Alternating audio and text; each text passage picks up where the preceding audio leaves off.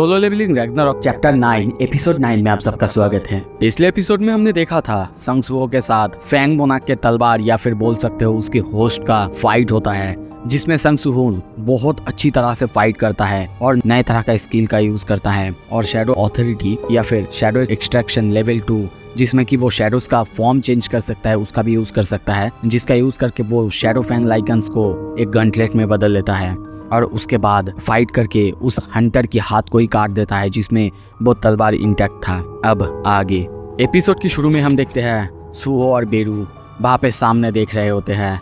सुहो कहता है इसका नाम लाल होने के बावजूद भी मैंने इसे हरा दिया है, वैसे ये इतना ज़्यादा ताकतवर भी नहीं था। बेरू कहता है मैंने कभी आप पर शक ही नहीं किया आपके ताकत पर यंग मोनाक। यह सुनकर सुहो कहता है ये झूठ कैसे बोल लेते हो तुम, वैसे चलो ठीक ही है, नए तरह के टेक्निक सीखा जो कि बहुत अच्छा है। ठीक है चलो चेक कर लेता हूँ कौन से नए टेक्निक आए हैं। वो अपने रावर्ट्स को खोलता है, उसमें हम देखते हैं नए तरह का एक टेक्निक जिसका कि नाम था स्किल स्टॉर्म स्लैश, जिसमें 50 माना रिकॉर्ड होगा, जिसकी मदद से वो एक ही साथ मल्टीपल ओपोनेंट्स को मार सकता है या फिर अटैक कर सकता है। ये स्टॉर्म जिसे आप खुद समझ सकते हो विंड का पावर है, पर साथ में वो अपने ऑथोरिटी का यूज करके बहुत सारे ओपोनेंट्स को एक साथ मार सकता है। ये देख के सुहो भी कहता है यही तो चाहिए था मुझे, चलो एक ट्राई करके देखता हूँ। और तभी देखते हैं उसके सामने जो वेपन पड़ा हुआ था या फिर फैंग मोनाक का तलवार पड़ा हुआ था उसको उठाने के लिए जाता है, पर तभी वो तलवार वो सोचता है कितना ज़्यादा ह्यूमिलिएटिंग है। मुझे तो ये सोच के ही ह्यूमिलिएटिंग लग रहा है कि मैं फैंग मोनाक की तलवार शैडो मोनाक की ब्लड लाइन से भी हार गया, पर अब ये खत्म नहीं हुआ है। The endless greed of humans. हाँ बिल्कुल, मुझे छुओ, मुझे पकड़ो ताकि मैं तुम्हारी एंटायर बॉडी को डिवोर कर सकूं। तभी देखते सुहो उस तलवार को पकड़ता है, पर उसके पकड़ने से भी उसको कुछ नहीं होता, या फिर बोल सकते हैं फैंग मोनाक की तलवार उसे कुछ नहीं कर पाता।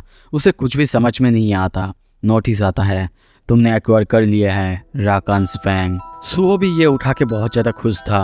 वो कहता भी है ये गॉब्लिन के वेपन से बहुत अच्छा लग रहा है, पर अभी भी उस तलवार को यह समझ में नहीं आ रहा था कि क्या कोई ऐसा ह्यूमन भी एग्जिस्ट कर सकता है जिसका कि उसे पकड़ने से कुछ नहीं होता। पर तभी हमें नोटिस में दिखाया जाता है ब्लेसिंग्स के बारे में।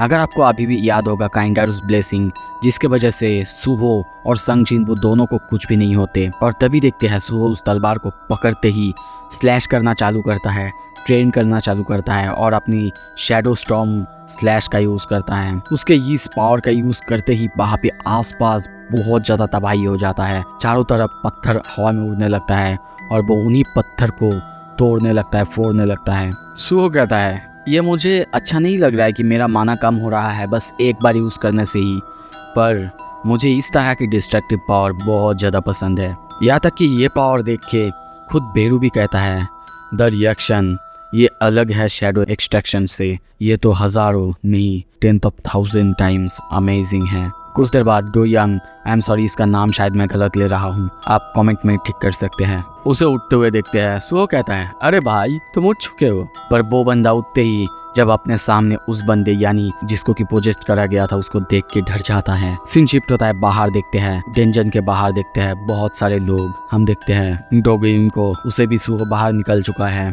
और उसके बाद वो कहता है ठीक है अब मैं जाता हूँ डेंजन के अंदर, देखता हूँ कोई सर्वाइवर्स है कि नहीं। उसके जाने के बाद डोगन बस सोचता है एक ई रैंक का अवेकेंड हंटर जिसके पास की समनिंग स्किल है, पर एक ई रैंक होने के नाते सुहो इतना ज़्यादा ताकतवर कैसे है। वेल मुझे लगता है कि अब ये मैटर नहीं करता, क्योंकि उसी की वजह से बहुत सारे लोग बच चुके हैं, उसने बहुतों को बचाया है आज। तभी सीन शिफ्ट होता है डेंजन के अंदर, देखते हैं सुहो सारे फैंग लाइकन्स को एक एक करके मारते जा रहा है और उसी के साथ उसका लेवल भी अब इंक्रीज हो रहा है। उन सबको मारने के बाद सुहो कहता है लगता है कि अभी भी बहुत सारे फैंग लाइकन्स हैं बाय द वे। और तभी वो उस तलवार की तरफ देखता है और कहता है तुम्हारे अटैक्स अब उतने ज़्यादा पावरफुल क्यों नहीं लग रहे हैं। वो तलवार कहता है मतलब ये तलवार भी बात कर सकता है। वो कहता है तुम्हें क्या लगता है कि मैं तुम्हारे साथ कोऑपरेट कर लूंगा the blood line of shadow मोनाक। बेरू भी उसे अच्छी तरह से झाड़ देता है और कहता है क्या एक एबिलिटी जिसके अंदर पावर होता है जो कि कमजोर है उसे हराने का। How PT. तलवार कहता है पीटी व्हाट, हंटर्स हमेशा एम करते हैं इस दुनिया में प्रे के लिए जो कि उनसे ज्यादा स्ट्रॉन्गर होगा। बेरू कहता है द यंग लॉर्ड, उसने तुम्हें डिफीट कर दिया है, इसका मतलब वो सच में स्ट्रांग है। उन दोनों को ऐसे बात करते हुए देख के सुहो सोचता है एक टॉकिंग बग और एक टॉकिंग स्वॉर्ड, बहुत ज़्यादा क्योटिक है। तभी वो उसी गेट को देखता है। कुछ देर बाद देखते हैं वो उस गेट के अंदर से उसी जगह में जाता है जहाँ पे सब कुछ हुआ था। अपने सामने बहुत सारे डेड बॉडीज को देखता है, थोड़ा सा सैड होता है। बेरू देख के कहता है यंग लॉर्ड वो मर चुके हैं। वो तलवार, वो कहने लगता है मैंने ही इन सबको मारा है क्योंकि इन्होंने मेरी जगह, मेरी फैंग मोनाक की जगह पे पैर रखा था। मुझे तो इस जगह को प्रोटेक्ट करना ही था। पर तभी देखते हैं ये सुन के सुहो उसे जोर से पकड़ता है और वहीं पे जमीन पे गाड़ देता है और कहता है कुछ देर के लिए चुप रहो। तभी देखते हैं चारों तरफ शैडोज को फैलते हुए। नोटिस आता है इस जगह में कुछ टारगेट्स है जिसमें कि शैडो एक्सट्रैक्शन करा जा सकता है। यह देख के सुहो पूछता है क्या शैडो एक्सट्रैक्शन, वो भी ह्यूमंस पर? बेरू कहता है हाँ, अगर वो डेड बॉडी हुए तो तुम किसी भी लिविंग चीज़ों पर अपने शैडो एक्सट्रैक्शन कर सकते हो जब वो मर जाएंगे और अपनी सोल्जर बना सकते हो। सुहो को देखते हैं वो अपने हाथ सामने करता है पर तभी खुद को रोक देता है और उन दोनों को बाहर ले जाने लगता है। ये देख के बेरू को कुछ भी समझ में नहीं आता। बेरू उससे पूछता भी है। सुहो कहता है इट्स फाइन, अगर मरने के बाद भी उन्हें लड़ना पड़ रहा है तो ये उनके लिए एक पनिशमेंट हो जाएगा। बेरू और वो तलवार दोनों उसे देखने लगते हैं।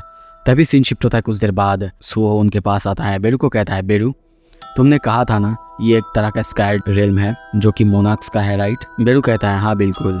वो कहता है तो फिर मुझे बताओ मेरे पापा और ये जो मोनाक के बारे में तुम बोल रहे हो, ये दोनों आखिर क्या है? ये लोग, क्या ये लोग इतारिम्स जैसे ही है? बेरू उसे समझाता है नहीं, इतारिम्स है आउटर गॉड्स जो कि हमारे करंट एनिमी हैं, हमारी लॉर्ड की करंट एनिमी हैं। पर अगर मोनाक की बात करते हैं तो तुम बोल सकते हो वो हमारे पास्ट एनिमीज थे। यहाँ पे टोटल 9 मोनाक्स थे इंक्लूडिंग आवर लॉर्ड। तुम्हारे पापा द ग्रेट संग जिनबू, वो है शैडो मोनाक, the king of the dead. उसके बाद किंग ऑफ बीस्ट, फैंग मोनाक, queen of insect, king of giants, एक एक करके सारे मोनाक्स के नाम बोल लेने लगता है। और सारे मोनाक्स के बात करने के बाद वो कहता है ये 9 मोनाक्स, इनके पास इतना ज़्यादा ताकत है ये बियॉन्ड कॉम्प्रिहेंशन है। पर उनमें से 8 मोनाक को तुम्हारे पापा ने ऑलरेडी मार दिया है क्योंकि उन्होंने अर्थ को इन्वेड करने की कोशिश की थी। ये सुन के सूरज चौंकता है और कहता है क्या पापा ने? वो तलवार भी कहता है हाँ उसने सही कहा, शैडो मोनाक वही है एनिमी जिसने कि मेरे मास्टर द फैंग मोनाक को मारा था। अगर मैं बाहर रहता तो मैं उन्हें चीर के रख देता, काट के रख देता। बेरू कहता है ऐसा नहीं कि मैं तुम्हें समझ नहीं सकता हूँ, हाँ मैं पापा को भी समझ सकता हूँ। वो अलग अलग मोनाक से लड़े थे इस पृथ्वी को बचाने के लिए और तुम इस जगह को प्रोटेक्ट करने के लिए। जो भी तरीका हो, तुम दोनों ही अपने अपने जगह पे सही थे क्योंकि तुम्हें अपनी जगह की रक्षा करना था। पर अब एक चीज़ मुझे बॉदर कर रहा है। हाँ मुझे लगता है कि हम दोनों जो दुश्मनी कर रहे हैं, लड़ रहे थे, वो सिर्फ मेरी ब्लड लाइन की वजह से ही है। पर तुम्हारी मिशन इस जगह को प्रोटेक्ट करना है ना? क्या ये फुलिशनेस नहीं होगा कि तुम अभी भी अपने अंदर हॉस्टिलिटी दिखाओ? ये सुनकर उस तलवार को कुछ भी समझ में नहीं आ रहा था। सुहो से समझाता है कि मैं अपने पापा से, मैं अपनी मम्मी से मिलना चाहता हूँ। वो आउटर इन्वेडर्स की वजह से यहाँ पे आ नहीं पा रहे हैं।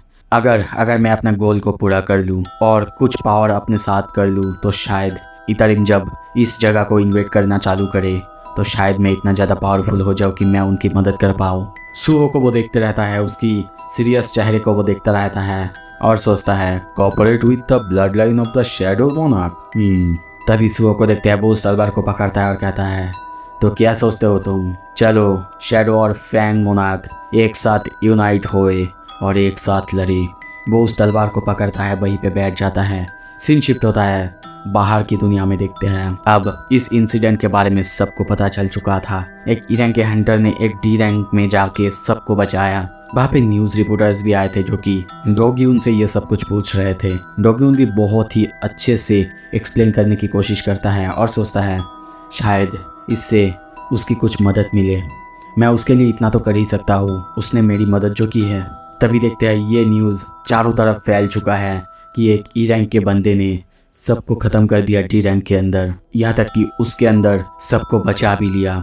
और ये न्यूज़ हम देखते हैं किसी एक गिल्ड के अंदर भी देख रहे हैं क्योंकि उनको भी अब एक नए रिक्रूट की ज़रूरत है। तभी हम एक बंदे को देखते हैं, ली योंग हो। जो कि हियाम्यू गिल्ड उसका सेकंड मैनेजमेंट है। तभी एक बंदा सुहो के ये न्यूज़ को देखता है और देखते ही बहुत ज़्यादा चौंकता है कि एक ई रैंक हंटर कैसे ये सब कुछ कर सकता है। और तभी लियोंग भी कहता है क्या सोचते हो, अगर हमारा गिल्ड उसे रिक्रूट कर ले तो तुम्हें नहीं लगता कि ये बहुत अच्छा पब्लिसिटी होगा। एक हीरो जो कि ई रैंक से इमर्ज हो रहा है, मैं उसे अभी कांटेक्ट करता हूँ। सो ये एपिसोड यहाँ पे ख़त्म होता है। अब आगे क्या होगा, क्या वो ज्वाइन होगा इस नए गिल्ड में या फिर वो अपने आप चलेगा? अगर आपको देखना है जल्दी से सब्सक्राइब करो। Thank you so much video देखने के लिए।